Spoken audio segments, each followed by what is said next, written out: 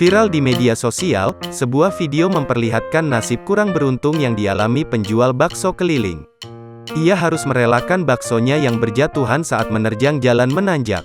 Pada awalnya dua pemuda mencoba membantu penjual bakso tersebut. Mereka pun bertanya tentang pintu yang terbuka. Namun penjual bakso menyebut bahwa hal itu tak jadi masalah. Namun hal yang tak terbayangkan terjadi. Video yang diunggah akun TikTok @ilhamaldiputera itu pun hingga kini telah ditonton sebanyak lebih dari 3,8 juta kali. Sontak video tersebut mendapat beragam komentar dari warganet.